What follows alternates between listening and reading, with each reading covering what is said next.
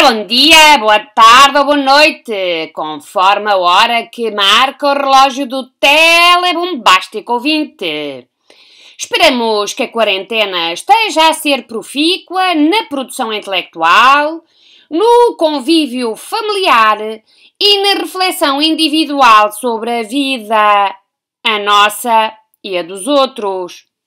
Agradecemos a fidelidade do teleouvinte, justificando a existência da telebomba como uma estratégia místico-gasosa de dar a conhecer um pouco de nós. Lembre-se, sem passado não há futuro. E nós queremos um futuro melhor. E o senhor teleouvinte faz parte desse futuro, que esperamos que seja de paz e bem. Senhor teleouvinte, hoje vamos falar de descobrimentos, vamos falar de novas representações da humanidade, vamos falar de encontros de cultura e pior, vamos falar das dificuldades de aceitação do princípio da unidade do género humano, racismo, esclavagismo e coisas acabadas em ismo. Então comecemos! Telebumba no ar! Bumbemos juntos!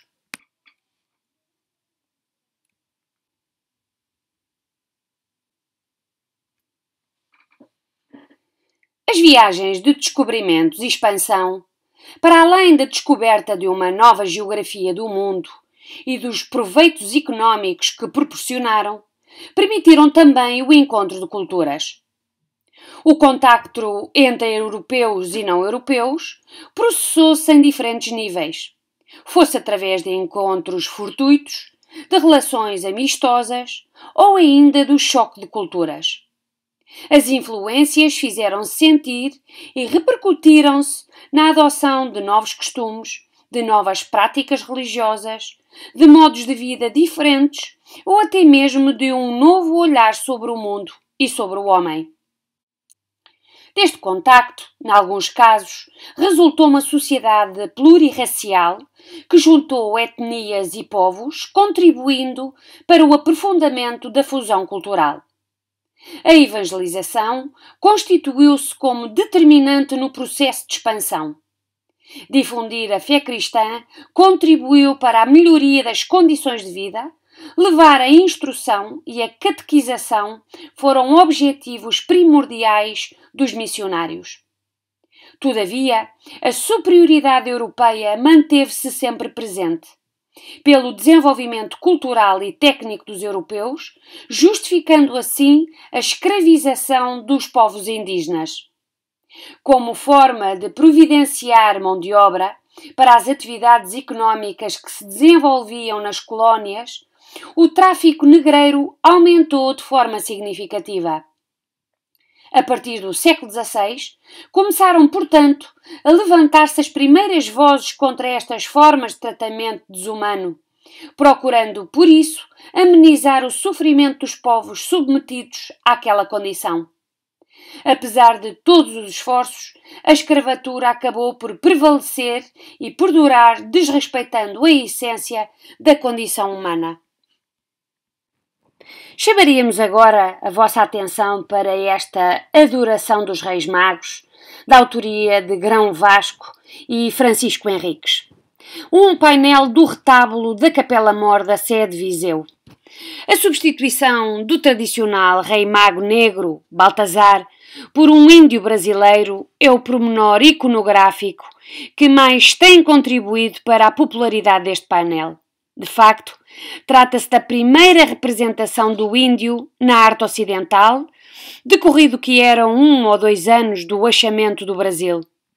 Situado no centro da composição, Baltazar ostenta um traje onde se misturam influências europeias tradicionais, como a camisa e os calções, com a novidade exótica de um tocado de penas, bem como inúmeros colares de contas coloridas, grossas manilhas de ouro nos pulsos e tornozelos, brincos de coral branco, remate de penas idênticas às dos tocados no decote e na granja do corpete, uma flecha tupinambá com o seu longo cabo.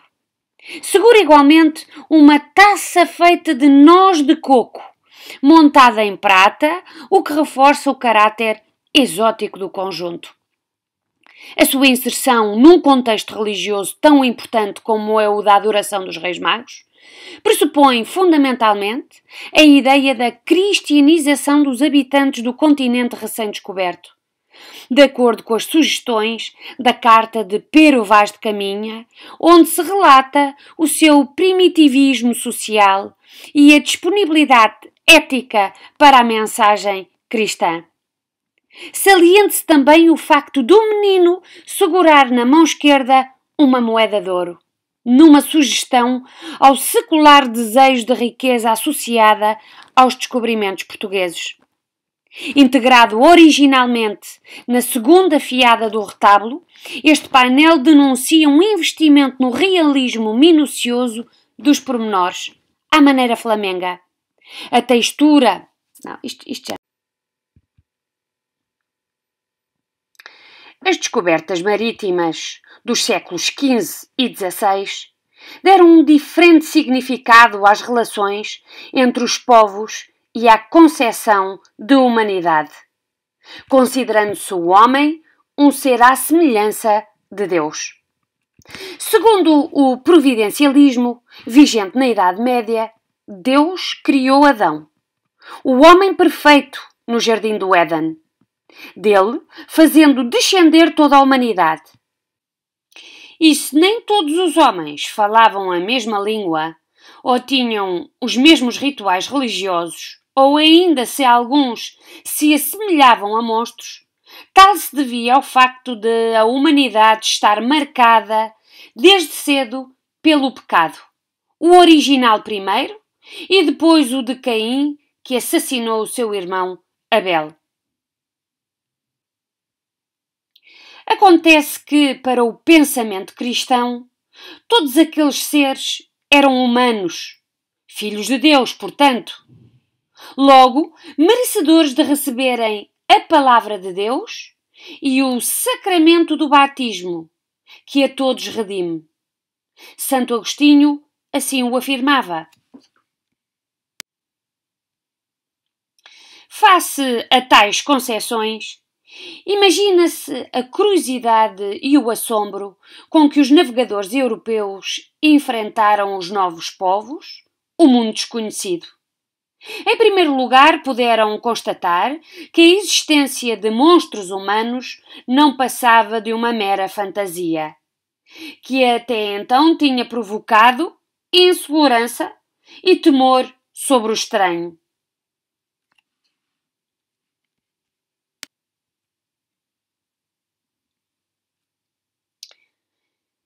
A estupefação e a decepção cedo deram lugar a relatos antropológicos pormenorizados sobre os negros, os asiáticos, os ameríndios. O europeu procurava descrever e interpretar o outro. Para além das fisionomias, os costumes, as crenças, as atividades, as formas de organização eram também referidos.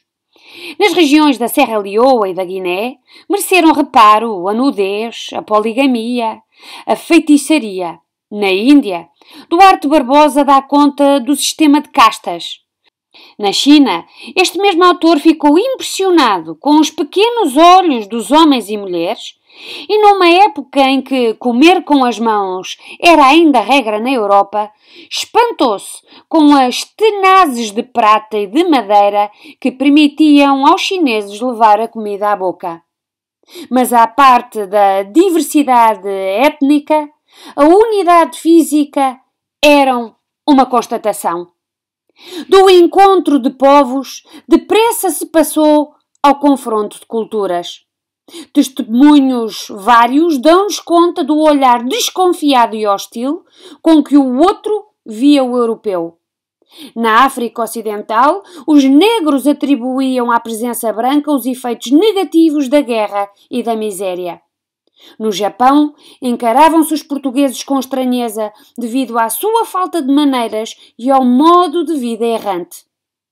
Quanto ao europeu, revelou-se desde sempre preconceituoso e portador de racismo. Acreditava na superioridade da raça branca e da religião cristã. Os islâmicos, espécie de antimundo dos cristãos e seus inimigos comerciais, foram alvo de um repúdio total.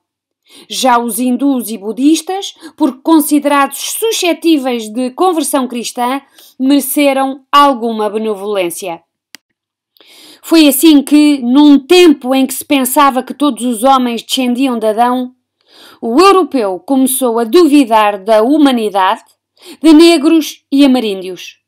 Nesta sua dúvida, encontrou um motivo para justificar a escravatura. Nos séculos XV e XVI, os descobrimentos marítimos portugueses e espanhóis proporcionaram à humanidade, pela primeira vez, o contacto entre comunidades e povos até então desconhecidos, possibilitando o encontro de culturas, que se fez, segundo alguns historiadores, de 3 formas diferentes: o contacto, o embate e o relacionamento. E é disso que vamos falar a partir de agora. O contacto entre europeus e não europeus foi a primeira forma em que o encontro cultural ocorreu, permitindo uma nova percepção do outro, quer em termos físicos, quer em termos culturais e civilizacionais. De facto, durante o processo de descobrimentos tiveram lugar encontros de curta duração ou esporádicos com povos indígenas, como sucedeu entre os portugueses e os povos da costa africana, a partir da costa saariana, nomeadamente negros não muçulmanos. Estes primeiros contactos foram cautelosos, à mistura com alguma hostilidade, traduzida em pilhagens e na captura dos primeiros escravos trazidos ao infante Dom Henrique. Estas ações repetiram-se noutras expedições nos reinados de Dom Afonso V, Dom Duarte e Dom João II, ao longo do Golfo da Guiné, até à costa do rio Congo e do rio Zaire. A coroa portuguesa, tendo consciência da importância destes encontros, dava indicações aos descobridores para que procedessem de modo a granjear a colaboração dos povos onde fossem aportando, que culminou com a conversão do rei do Congo em 1491, em colaboração com a ação dos franciscanos. No que refere ao embate cultural, este fez-se sentir devido à afirmação da superioridade dos povos europeus face aos não-europeus, uma vez que o desejo de ocupação da terra, de obtenção de matérias-primas e de demonstração de poder provocaram ações de subjugação dos povos indígenas, pela força e de forma hostil. Contudo, as situações de conflito não eram iguais em todos os territórios coloniais, na medida em que, por exemplo, no Oriente, o contacto com o desenvolvimento civilizacional dos povos levou a que se procurasse, pela via diplomática, evitar o confronto, o que nem sempre foi conseguido. Também em África e na América, os ataques surpresa por parte dos europeus foram uma prática comum, o que se traduziu num choque entre culturas. Relativamente ao contacto cultural de relacionamento mais duradouro, este foi processado umas vezes mediante uma abordagem amistosa, outras vezes hostil entre os povos. Exemplos desta situação foram as relações dos espanhóis com os indígenas das Antilhas, descobertas por Colombo, que, desde muito cedo, se afastaram dos princípios da evangelização e da caridade cristã que pretendiam orientar as ações de descobrimento e de colonização. Neste sentido, a presença espanhola foi marcada sobretudo por uma violência sistemática sobre os povos autóctonos, chegando a dizimar populações, tanto nas Antilhas como quando passaram ao continente americano na conquista do México e do Peru. Nestes casos, a difusão de doenças foi também uma manifestação do embate entre os povos que não tinham imunidade para resistir a vírus e bactérias levadas pelos navegadores, o que levou à disseminação de doenças, como por exemplo a varíola, e que provocaram elevada mortandade nos povos indígenas, ou no caso dos europeus, por contraírem doenças tropicais, como a febre amarela e a malária.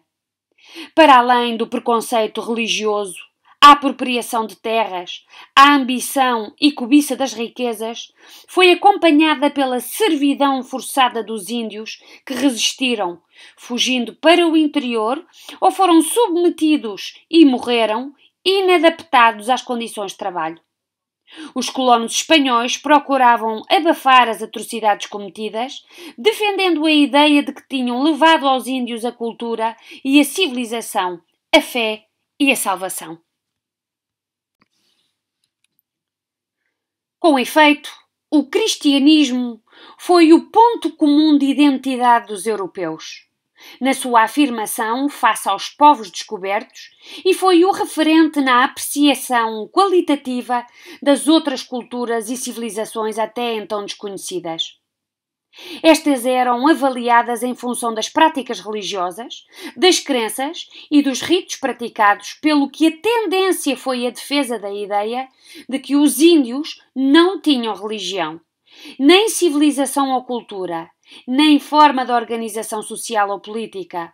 Logo, não eram homens e não se integravam no conceito de humanidade dos colonizadores. Assim, os índios americanos foram olhados como criaturas selvagens, mais semelhantes a animais do que a seres humanos, entendidos como seres sem alma, nascidos das profundezas da terra e sem capacidade racional, motivo pelo qual não podiam compreender a doutrina cristã. Podemos então concluir que os contactos dos europeus com os não-europeus dos três continentes, África, Ásia e América, integrados no conhecimento do mundo no século XV e XVI, evidenciaram a relatividade dos padrões culturais, marcados por uma grande diversidade de normas e práticas. Chocados com a nudez pública, poligamia e o trabalho nos dias santificados do calendário cristão, os missionários e as autoridades civis forçaram a várias tribos nativas a mudar os seus padrões de comportamento. Estas alterações culturais eram impostas a comunidades inteiras, apesar destas dificilmente compreenderem a nova religião. Contudo, foram forçadas a submeter-se ao poder do homem europeu, de forma violenta e traumatizante. Para além dos motivos religiosos, também o domínio tecnológico, científico e militar da Europa, evidenciado a partir da época dos descobrimentos, fez com que os europeus julgassem os seus próprios padrões, valores e realizações culturais como superiores. No Oriente, os portugueses mantiveram contactos com diversos povos. Primeiro pelo embate, ou seja, através da força e da superioridade do uso da artilharia. Depois, face à impossibilidade de conquista alargada, pelo desenvolvimento de relações de convívio mais próximas com os não-europeus, traduzidos em alianças com senhores locais, e até pela prática oficial de políticas de miscigenação, como foi o caso dos casamentos entre portugueses e mulheres indianas, promovidos por Afonso de Albuquerque, sobretudo em Goa, a partir de 1509.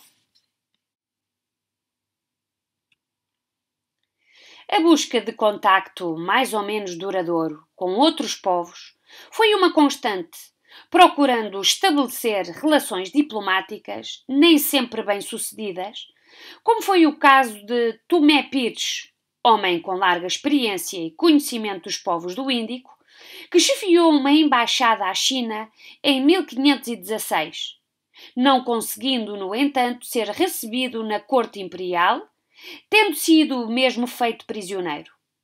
Outro dos viajantes que pôde ser considerado um dos mais importantes aventureiros portugueses em busca do conhecimento sobre os povos do Oriente foi Fernão Mendes Pinto, que ao longo de 17 anos viajou pelo Extremo Oriente numa experiência de aventura, por vezes profícua e tolerante, outras vezes marcada pelo confronto e pela estranheza de civilizações diferentes que encaravam como uma ameaça o reconhecimento de outra realidade cultural.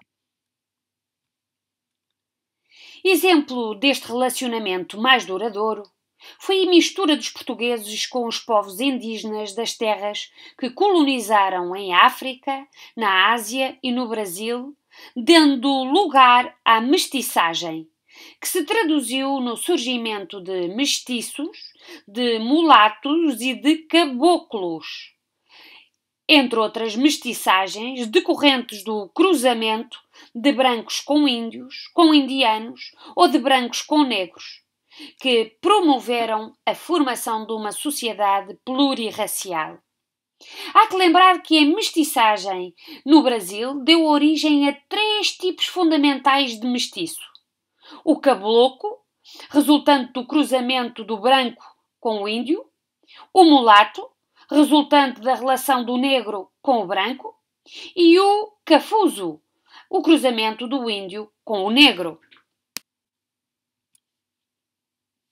Tomando como exemplo o caso português, a dimensão espiritual não foi indissociável dos descobrimentos. E desde as primeiras viagens, o papado reconheceu ao monarca português o direito espiritual sobre as igrejas dos territórios ultramarinos. Foi o que aconteceu com Papa Alexandre VI quando publicou a bula Inter Coetera de 11 de março de 1493. Deste modo, podemos compreender que a difusão da fé cristã tornou-se objetivo fundamental na expansão.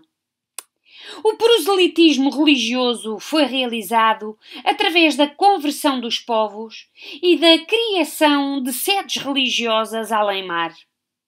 À coroa cabia-lhe então não só a direção deste empreendimento, mas também a defesa da Igreja nos espaços coloniais.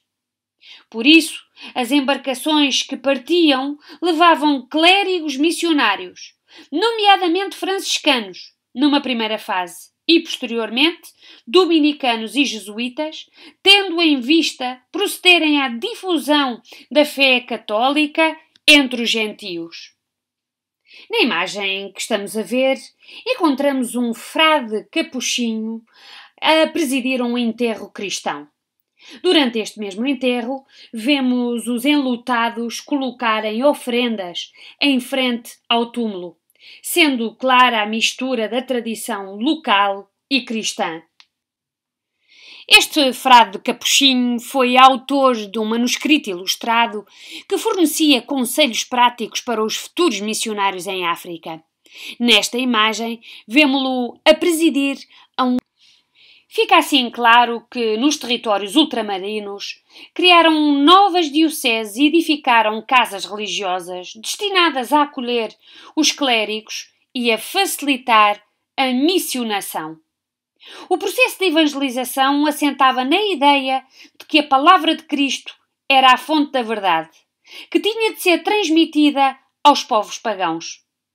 Para além da catequização, da conversão e do batismo dos povos recém-descobertos, cabia ainda aos missionários fornecer instrução, prestar assistência, auxiliar na edificação de povoados e proteger os autóctonos.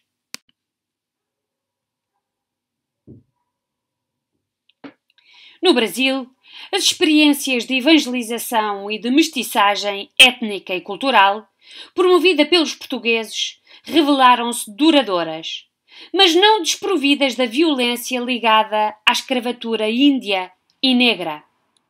As ordens mendicantes desempenharam um importante papel evangelizador.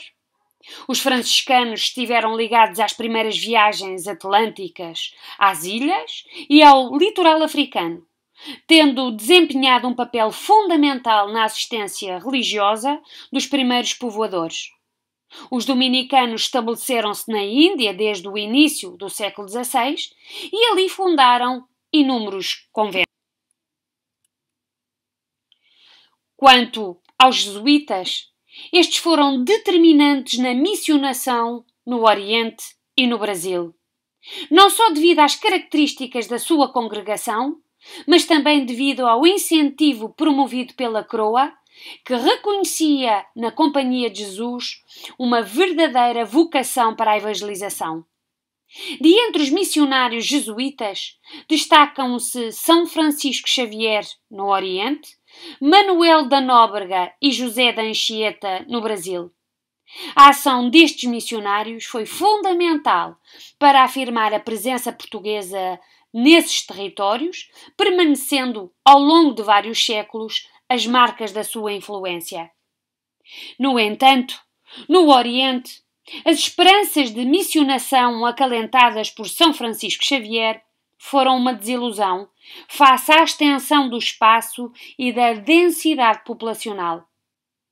Embora, num primeiro momento, as ações de missionação dessem algum resultado na aproximação religiosa e cultural, nomeadamente em comunidades indianas, o mesmo não aconteceu no caso do Extremo Oriente, pois a aceitação do cristianismo foi quase sempre comprometida. Por exemplo, no Japão, a situação interna não era favorável à abertura a novos contactos estrangeiros, porque, depois de algum êxito inicial, as rivalidades entre as ordens religiosas e entre portugueses e espanhóis levaram à proibição do cristianismo em 1597 e à interdição da entrada dos europeus.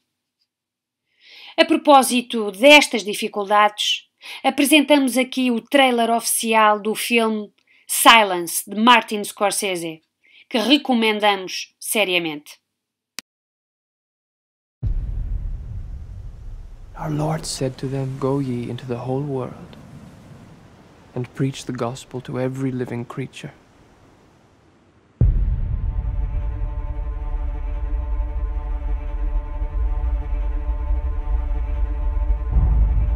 Ferreira is lost to us. He renounced God in public and surrendered the faith. That's not possible. Father Ferreira risked his life to spread our faith all over Japan. It seems to me that our mission here is more urgent than ever. We must go find Father Ferreira. This is in your hearts, then, both of you? Yes. Then I must trust God has put it down. The moment you set foot in that country, you step into high danger.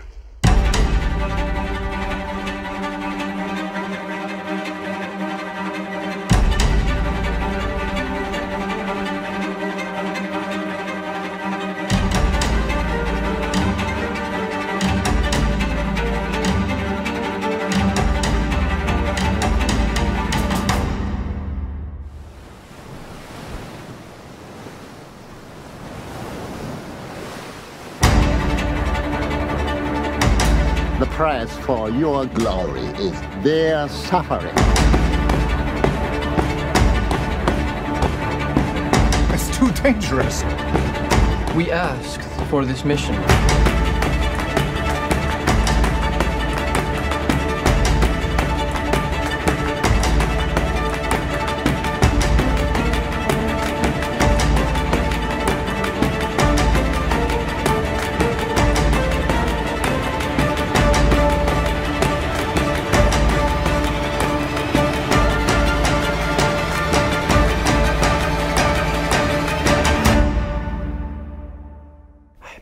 But I'm lost.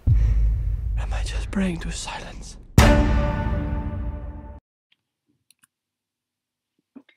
Datam de cerca de 1441 os primeiros resgates de escravos realizados na costa ocidental africana. O tráfico de escravos era fundamental para assegurar a produção económica do reino, tanto na metrópole como nos territórios coloniais, e no século XVI representavam, na capital do reino, cerca de 1/10 parte da população.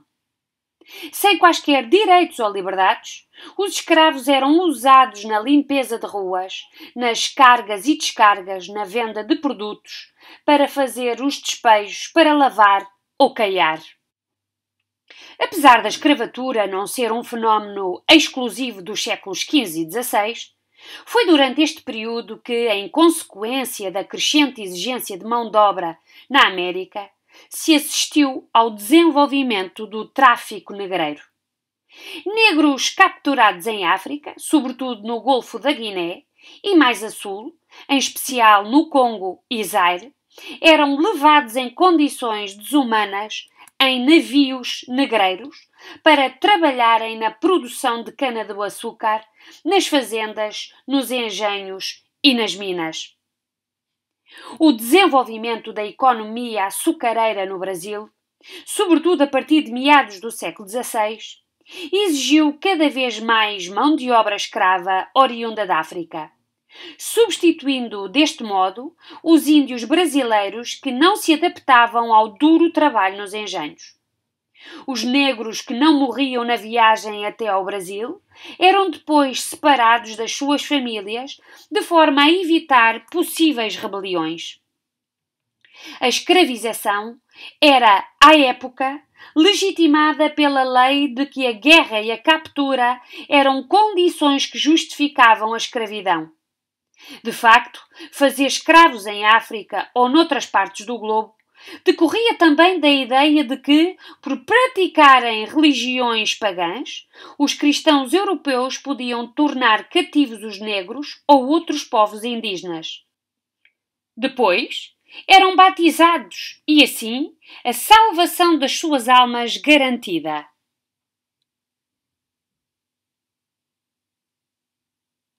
A prática da escravatura assentava na ideia de superioridade cultural, religiosa e civilizacional dos europeus relativamente aos não-europeus.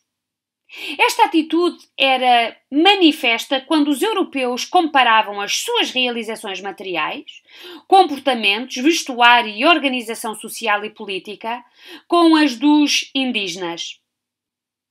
Além do mais, a religião, a moral e as práticas cristãs eram tidas como superiores face aos ritos e à moral dos povos pagãos. Subjacente a esta atitude estava indubitavelmente a ideia de racismo, que se manifestou quase sempre em todo o processo de domínio e colonização promovida pelos europeus, embora também se manifestasse entre outros povos, nomeadamente do Oriente.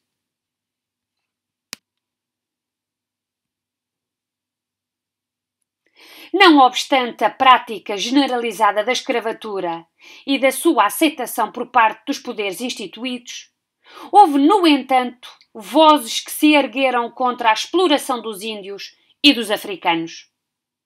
É neste contexto que, no ano de 1511, o dominicano Antônio Montesinos foi o primeiro a condenar o tratamento desumano dado às populações indígenas da América. O seu sermão em redor deste tema causou tamanho impacto que o rei Fernando, o católico, reuniu uma série de teólogos em Burgos, em 1512, para debater o problema do tratamento dos índios. Daí saíram as leis de Burgos, que visavam, de alguma forma, conter os abusos cometidos face aos índios, ainda que estes devessem trabalhar no interesse da coroa. Em 1537, o Papa Paulo III proclamou a bula Sublimus Dei, na qual condenava a escravização dos ameríndios. Esta, porém, não teve consequências, mantendo-se as práticas de escravização dos gentios. Todavia, continuaram a surgir vozes que condenavam o tratamento dado aos índios, apesar dos colonos espanhóis rejeitarem estas opiniões. Bartolomeu de Las Casas assumiu-se como um acérrimo defensor dos índios, pelo que é hoje considerado como um precursor da defesa dos direitos humanos, denunciando as atrocidades cometidas. Defendeu a bula do Papa Paulo III e confrontou as suas opiniões com as de Juan Guinés de Sepúlveda, que considerava os índios como escravos naturais.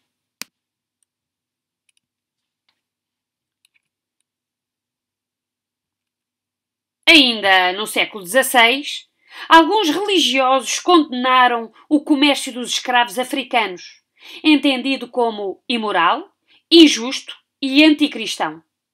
Foi o que fez o dominicano Fernando Oliveira no seu livro A Arte da Guerra do Mar, de 1555, onde considerou injustos os ataques aos povos que não eram cristãos e condenou a escravização. Também o arcebispo do México, Alonso de Montúfar, defendeu em 1560 que os argumentos usados na proteção dos índios americanos deviam ser aplicados aos africanos.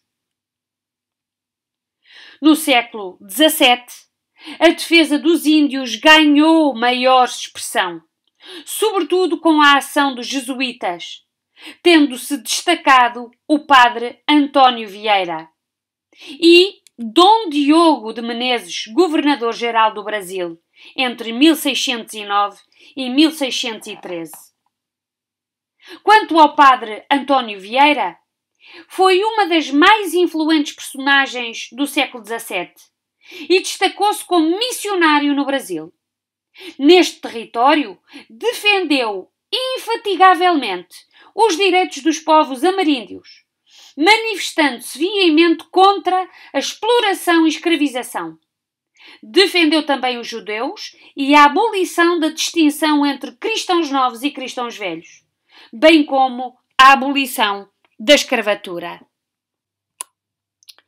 Terminada esta nossa edição, deixamos aqui um excerto inquietante dos sermões de Padre António Vieira. Enchem a boca de paz, e não há tal paz no mundo. E se não, quem é tão cego que não veja o mesmo hoje em toda a parte? Dizem que há paz nos reinos e os vassalos não obedecem aos reis. Dizem que há paz nas cidades e os súbditos não obedecem aos magistrados. Dizem que há paz nas famílias e os filhos não obedecem aos pais. Dizem que há paz nos particulares e cada um tem dentro de si mesmo a maior e a pior guerra. Havia de mandar a razão e o racional não lhe obedece, porque nele e sobre ela domina o apetite. A paz do mundo é guerra que se esconde debaixo da paz. Chama-se paz e é lisonja. Chama-se paz e é dissimulação.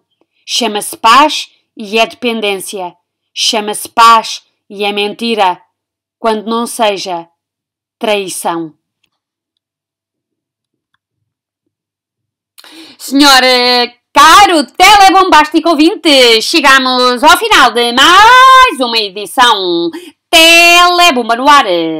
Aproveitamos já por uma longa extensão de emissão que foi hoje, já conseguimos conquistar mais de 15 minutos no YouTuber. Informamos, estávamos nós a dizer, que a próxima emissão será para falar de produção cultural. Vamos falar de pintura, vamos falar de arquitetura, vamos falar de escultura, vamos falar de razão, vamos falar de renascimento, vamos falar de Miguel Ângelo, de Leonardo da Vinci, de mecenato e por aí fora. Já sabe, senhor teleouvinte, acompanhe-nos, siga-nos na página do costume do YouTuber Telebomba no Ar. Bombemos juntos!